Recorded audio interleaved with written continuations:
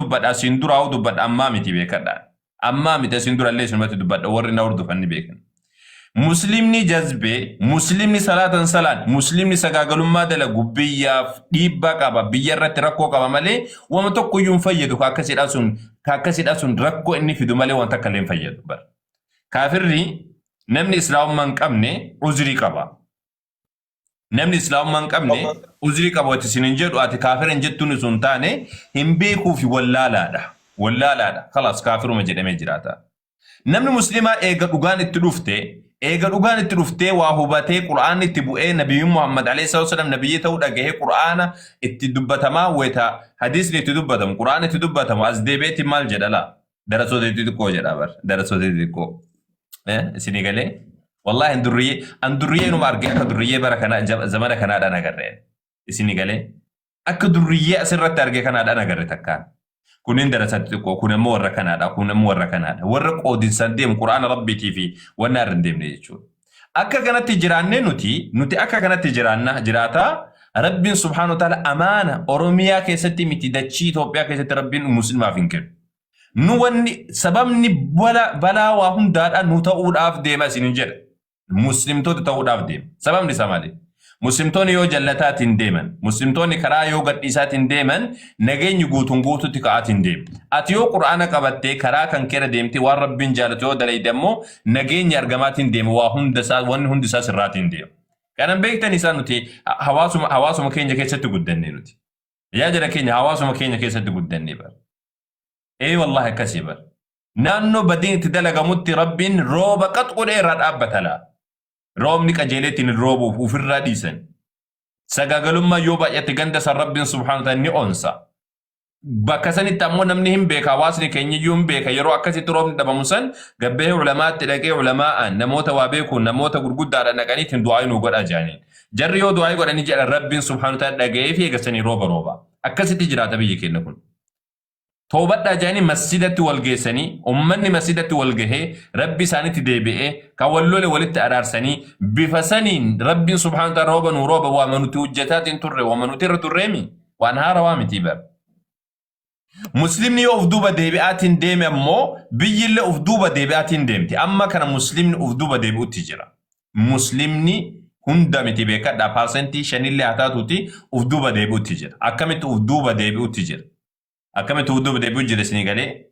Shirkii rabbiin irraa dhoowwe waan rabbiin ani hin jaaladhu hinaafaadhaanii jedheeti rabbiin subhaanahu ta'ala akka hinaafu nutti hime nabiyyiin Muhammad alayhi sallam nutti himanii waan nabiyyiin Muhammad alayhi sallam ilkeen isaanii irratti cabdee ammas ammoo mataan isaanii irratti buruqfamee ilkaan isaanii mataan isaanii irratti buruqfamee ilkaan isaanii cabdee hidhii isaanii dhootee waan nabiin rabbiidha alayhi sallam maatii ufiidha qabeenya ufiidha waa hunda ufiidha gatanii bira bahan tawhiida rabbiidha subhaanahu ta'ala lafa buufnee gaafa waan tawhiida nuti dubbatu arginu kun darasaatti xiqqoo kun ammoo maali xiqqoo kun maaliidha kun maaliidha. Gaafa ati faarsite ammoo kottu irreecha godhaa halaalu swaan jedheeni bar awwaliin tokko bar beekaa seetaasaa jedhaniini bar beekaa xiqqaasi fakkaate isaa hayyuu rabbiin ummata Oromooti kenne beekaa kijiban isin gale beekaa kijiban osoo amma lafaa ka'ee koottamee ijoollee irreechi halaala maaltu haraama godhisu jedhee awwal bar beekaa Oromoon rabbiin ummata Oromoo kana badhaase waan tokko bar nama Oromummaaf illee qabsaa dhugaati jedhanii gaafsan akkasii bar akkas jedhaniini bar awwalammoo osoo ka'ee amma akkanumatti jechuudha warri faarsu kun haa faarsu jedhee osoo lafaa ka'ee irreechi halaala dhaqaa malkaallee bakka kaan dhaqaa homaa rakkoon qabu osoo jedhee ni bar awwaliin kun bar beekaa seetanii isaa wangeelallee beeka quraanallee beeka weta dubbatu bar akkana jedha isinii gadee akkana waan sila warra faarsu jechuu kiyya beekadha akkana jedhaniitiin dubbatan garuu gaafa ati ammoo lakkii wama san fakkaatu bar ati gaafa sanillee sanuma. Wanni kun haraama yaa ijoollee keenya irraa godhaa wanni kun hin ta'uuti irraa godhaa gaafa jettuun sheexaana qulqulluudha. Duruu yoo wayi qara'ee jira. Duruu wayi baratee maal jedhaniini. Duruu baratee hin jiru qara'ee ittiin hin jiru duraayyuu akkanumaan fakkeessa malee. Akkasi. Zamana kana keessa zamana akkasiiti yaa jara keenya. La namni musliima akkas ta'uu hin qabu. Namni musliima akkas ta'uu hin qabu. Awwal qaasim kaastaa'ee haasa'u kun أول قاسم كاستاي هاسو كون يو برباد maaf waan fedhen ta'in ati aqiidaa kan kee irraa ka'uudhaan qabdu. Diinaa islaamtuu iyyuu sheeka irratti hin dhaabbanne kaa akkasii bara. Diiniin islaamaadha sheeka irratti hin dhaabbanne bara akkasii miti. Awwaliin gatiitii deemi ati. Gatii deemi. Islaamummaan waan nama irratti ijaaramee miti ilaala akkanatti darbaatumaan deema. Darbii deemi ati bira kuti. Waan quraanniif hadiisni jedhee وأن نبي ربي عليه الصلاة والسلام برسيسان توحيد ربي لا كبردوتي أولي في إبلون اللي قد إبراكوتي كني هندي ساتو يوان وانا الآتميت وان سفيدو دامت عبد الله بن عباس رضي الله تعالى عنه ويتدبدا ما الجنة دبدا نسني فكاتي واي وانا عمره في وانا ولدت كبودا واي عمره في حجي ولدت كبودا كان رتقافة مني جاء دبتا ولدت أسو دبتا نيي واجدان سنغالي واجداني أمتا وجين ولدتا سوان عمر رضي الله تعالى عنه ولدتك أبدالين قولين أددان قول آجرين عمره في حجي اللي جتشور قافا أكزجروني إني أملاك نبي ربي عليه الصلاة والسلام ولدتك أبني جراني سنة نبي ربي عليه الصلاة والسلام إيفا منقبدو جران سنغالا متسا سنة نبي ربي عليه الصلاة والسلام إيفا منقبدو جران قافا كزجرون جري عمريو أكنا جراني أشرت عبد الله بن مسعود وعبد الله بن عباس ودبت مال جلسي فكات أخشى أن تنزل عليكم حجارة من السماء رب بلا قرقود داراني سرقوتو نما لا جري دقي فدا قر أسوما سندي دو كان دقي فدا أكا سنكيسة قد بلتوف إن شاء الله سنكيسة نبلتي الردون كيسة والرهوبة اللي أتكتكو تاتمني لكان إسن رتبو أسودات نجدين سبب نسامالين جنان أني رسول ربي دا كان جد قرآن كان جد سننجد أسن أمواس ديبتني وعمر كان ننجد جد عمر كان جد أبو بكر كان جد ننجد تني جد ميتين دال سرت عمر كان جد أبو بكر جتشون بيتها مسا جركون جرج جاب على بيك جركون كان جد جتني جد شجرة رجع قدرتني جد جد شجرة جد شجرة رجع قدرتني لكن رجعان قدرتنا أني رسول ربي كان جد سننجد أسن أموجد نبي ربي عليه الصلاة والسلام أفود أبتني جد سيني قلامي تيسا أتي غافة جيتش نبي ربي عليه الصلاة والسلام أفور أبتشو جرقب دو غافة سر ركوت تان كان كي ججبني غافني ربي سبحانه وتعالى سيركو تو غافة سن أبا في دمان تئن خلاص قرآن ربي سبحانه وتعالى يو ديمي حديث النبي ربي عليه الصلاة والسلام يو ديمي سيبرسي سي الرافرد يو أمو قرآن ربي سبحانه وتعالى قري مال جدي كرار راكنا قري تنجدي ebaluu keenya dogongortee jirta jedhiiti irraa goriiti irraa kuti yoo inni sunna nabi rabbiitti alayhi wasallam deebi'eetiin deeme irraa fudhadhu karaa rabbii subhaanahu ta'ala gadhaabadha dabalataani akka isinin jedhe kana tokko ijoollee muslimaadha bakka shirkiitti argaman bakka garagaraatti argaman warra kanaatu balaa kanaaf nu saaxilu jira waan jiru dabalataan kani rakkoo ta'u jiru du'aata callisuudha du'aata callisu دعاء تجلسوا دعاء تبتسين ورا دعوة قدو ورا جلسوا تكا مسلها وإلى عليه جلسوا دندين مسلها وإلى عليه حواسني كين يكون صوت يديه بتشي من جد وهاتو مال هاتوتي يا جركين وقا جابر أمني سبا إسرائيل بر وني هلاك مني سكن بر مال تنقل شيدا مال تنقل جيد أبا ربي سبحانه وتعالى ولدتك أبي ورجع اللي سيفي ورا كان لي ولدتك أبي هلاكي سيني أكسي برجع جركي ورجع اللي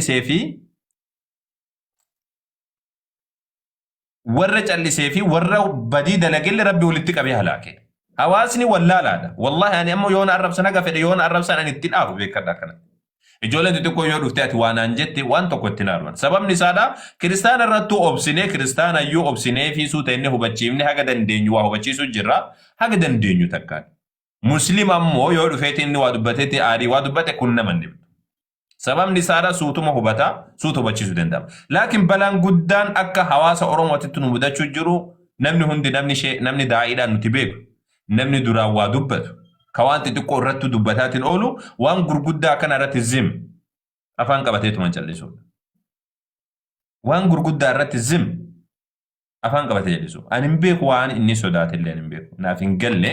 Haa ta'u garuu ammoo callisuun sirriidhaa miti. Ustaaz Gaalii Abbaa Boraarra maxxansaniitiin turan Facebook irratti jecha gaarii maxxansan. Badii dalagu qofa sun taane warra badii dalagu qofa sun taane nuyi warri du'aa taalli callisuun badii kana keessa qooda qabaachuudhaaf wanni rakkoo fidaa jiru isa kana jedha. Dhugaadha wallaahi. Dhugaadha. Dhugaa amanan akkasitti amanu gaarii.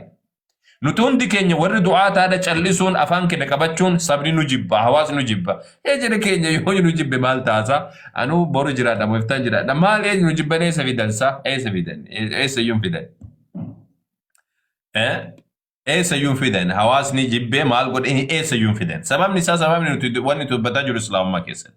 Jaalala Rabbiidha subhaanahu wa ta'ala ati nama biratti jibbamtee jaalala Rabbiidha yoo dhuguman barbaadde namni Rabbi giddiidhaan si jaalata gaafa si jaalatu qaba malee.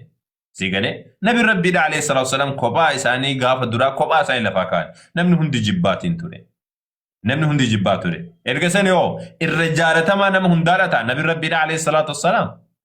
Hindi gaafa itti dhufte hindiin binti Utbaadha gaafa nabi Rabbiitti alayhi salaatu wasalaam dhufte yaa Rasuulallah jetteen ergaa amantiin booda beekan. Ati fuulli kan kee irra jibbama nama biratti si'iidha jette duraan. Amma kana saati kanatti ammoo namni akka kan keedhaa na biratti jaalatamaan sirra hin jiru jette. Dhugaadha wallahi. Rabbiif jecha subhaanahu wa ta'ala jecha dubbachuu hawaasa kana barsiisu. Jecha biraati miti wanti nuti isaan irraa barbaadu. Waan bira waan Oromoo illee diiguudhaa miti beekan. Abbaan barbaade haa dalagu, abbaan barbaade haa dhiisu, abbaan barbaade haa kafaru, abbaan barbaade haa amanu. Tana Rabbitu godheemi. Kanaan jannataa kana jedhi ibsi ati, kanaan ibiddaa kana jedhi ibsiidha malee. Akkas. Namni daa'iin tokko irreechatti gammaduudha akkamitti danda'a? Irreechatti gammaduu wati isinin jedhu ani irreechi yoo waaqeffataan itti gammade sun mirgasaa. Laakiin akka muslima ilaalcha muslimaatitti tokko shirki achi dalagama, lammaffaa sagaagalummaa achi dalagama, sadaffaadha sirbatu sirba malee wanni biraadha achi hin jiru. Wanni biraadha achi hin jiru bara. Isa kanatti namni daa'ii tokko hin gammada jechuun anna dhiba akka malee ilaalcha kamiin akka gammadu anna dhiba isa kun. Dhugaadha akka Oromootitti Oromoon hunda of keessaa qaba. Kiristaan itti gammaduu danda'a. Yoo isaaf ta'e kabiraallee itti gammaduu danda'a yoo isaaf ta'e warra amantiin qabnillee itti gammaduu danda'a. Laakiin ustaazni yookaan ammoo namni sheekaadha anayyuu haa ta'u kabiraatu haa ta'uti akka amma ijoolleen maqaa nu baafte darasaa xixiqqoo jedhan san darasaa xixiqqoollee haa ta'u gurguddaallee haa ta'uti akka hundattuuyyuu isinii galee akka hundattuuyyuu bakka akkanaa kana ammoo deeggaruun saboota tasuma taatee jiraachuun qabu. Yoo ati xiqqishuu deeggartee ban namni keessa baafataa deema. Ummatatti haraama jedhaa himaadha. Sini gadamisa. Harama jedhaati hima. Bakki kun bakka rakkooti jedha hima. Dargaggeessa akka gara hamatti hin deemnetti gorsa jennee dubban. Wanni dubbatamuu qabullee isa kana. Waaqeffataan achi dhaqu ammoo kuni waan nuti dhoowwuu dandeenyu miti bara. Yoo muslimni yoo achi dhaqe dhoowwuu hin dandeenyu nuti. Dhoowwuu hin dandeenyu namni achi dhaqu nuti mootummaadhaa miti. Sini galee mootummaadhaa miti. Abbaan barbaade yoo ani waaqeffataa yoo jedhe dhoowwuu hin danda'ani. Akkamitti dhoowwasaa? Akka dhoowwuu hin dandeenyu nuti. Kun mirga uumama isaati. Guyyaa qiyaamaatti nuti ammoo wanni himuu barbaachisu isinii galee dubbi wanni nuti himuu barbaachisu ammoo wanni kun karaa haraamaati wanni kun karaa jannataati jennee himuun barbaachisaadha waan jedhu. Dabalataa wanni isiniin jedhu waan tokkotu jira isinii galee waan tokkotu jira. Sunis maalidha yoo jettani